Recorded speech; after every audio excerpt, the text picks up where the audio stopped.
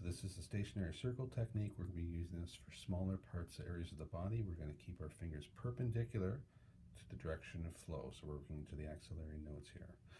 So our depth is going to be subcutaneous. We're just going to be just under the skin, above the fascial layer, into that subcutaneous fat.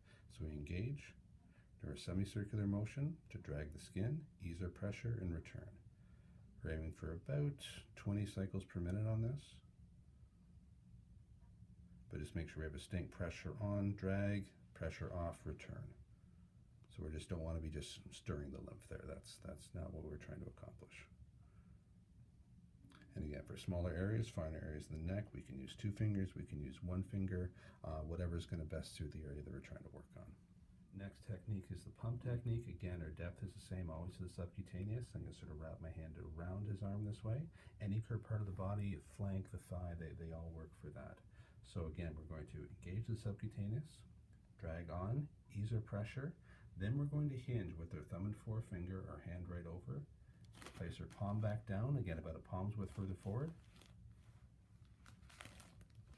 And that's where we're going to come on. Again, the key with this is we're going to pump, disengage, then move our hands. So pump, disengage, move the hands. And to see with the other hand, same idea. Pump, disengage, hinge. Pump, disengage, hinge.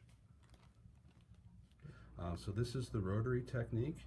This technique, we're going to lay our palms across a broad surface, primarily chest and back. Our fingers are perpendicular to the direction we're trying to get the lymph to flow. Again, same subcutaneous engagement. As we drag the skin, we're going to slide my thumb in.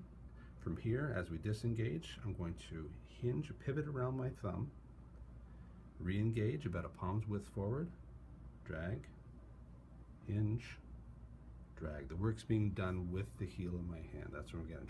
The fingers aren't really doing any work with this technique.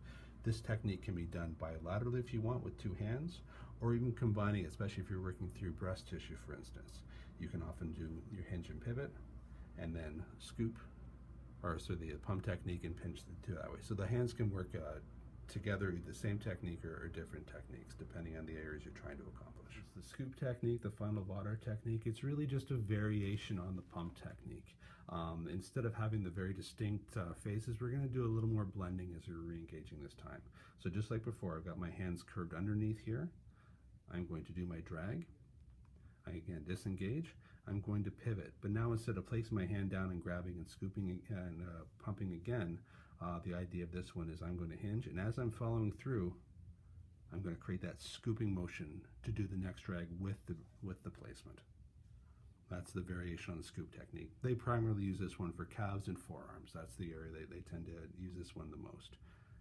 So again, we're going to hinge, and now we're grabbing and scooping as we get our drag in here. Again, just subcutaneous depth. We're not trying to engage the fascia, but that's what we're accomplishing there.